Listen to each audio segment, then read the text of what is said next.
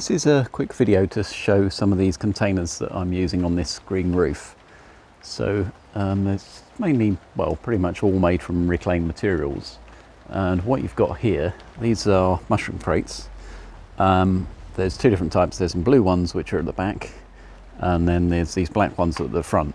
I believe that the black ones contain carbon black, which actually makes them a little bit better withstanding ultraviolet light. But I haven't really been using these long enough to work out how it's going to pan out. But I just like the containers because they're free. The blue ones, what I'm hoping to do is that these plants will cover over the plastic, and then that will sort of stop it looking quite so unsightly, and also prevent the ultraviolet from damaging and deplasticizing the plastic over time. So there's various things here. What you've got are plastic irrigation trays. These are A4 paper trays, and you can just see these are the beige plastic surrounds here, and then that basically is a water tank with a little hole so it overflows and drains out the hole. And then on top of that there's some blocks of wood, and then a sort of subfloor which sort of makes a lid just a little bit below the lip of that beige plastic, and then that's got capillary matting over it. And then I've got a weed membrane which is polythene with sort of perforated holes in there, and then I've got a layer of worm casts, and then some kitchen waste, then the mushroom container that's lined with cardboard.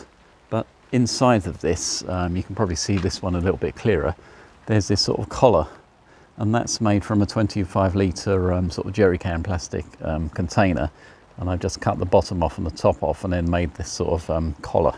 So what that enables you to do is use that as a soil feeding station.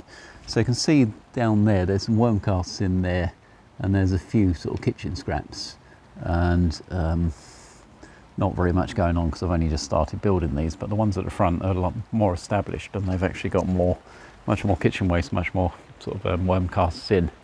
So the concept is that when it rains, and it's raining at the moment, the rain percolates down, waters the plants, runs through the kitchen waste and kind of keeps that damp. So the cardboard in there keeps it damp, stops it from drying out because it's only quite small.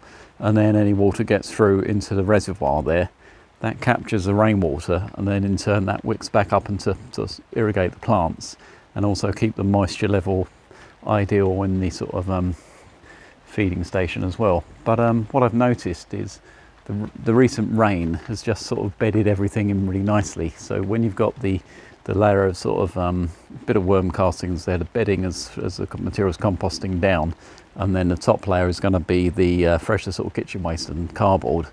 Then when that rains, the worm casts from there sort of percolate down into that material, and it sort of gets a really nice capillary action between the reservoir and the plants on top. So it works well.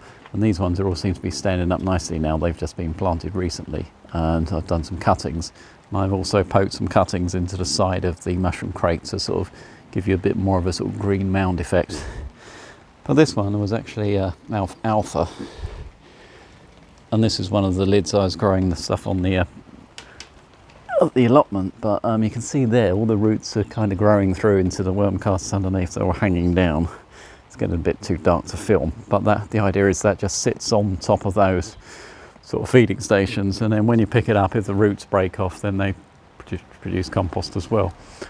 I made this green roof sort of shed before I made the green roof, so I wasn't going to use these containers to start with. So it's actually slightly wider, but in between I've got these layer of or row of beach sort of found bricks, and they're quite nice because all the corners have been knocked off by the action of the waves on the beach.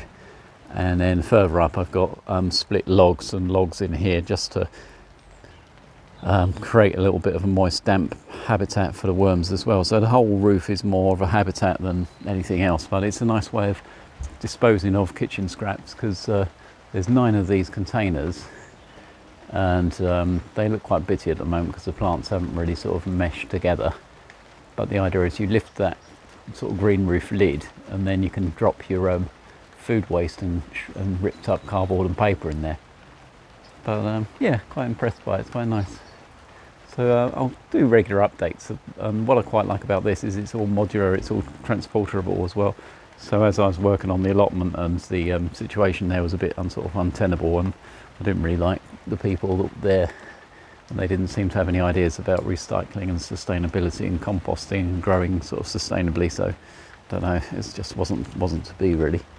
But even on here, I'm using little logs and things and bits of garden waste just to sort of infill and terrace and build up. So it's not just sort of loads of compost you're adding, it's all waste materials, and it's breaking down as the plants are growing at the same time. And in theory, I think when the roots get round everything, it kind of maintains the moisture level and that sort of root zone with the interaction of fungi and mycelium and things like that. And it really helps the stuff to break down. But as I said, it's a bit too rainy and a bit too dark to film properly. So I'll do another update. I just wanted to show you what was going on. So that's all for now.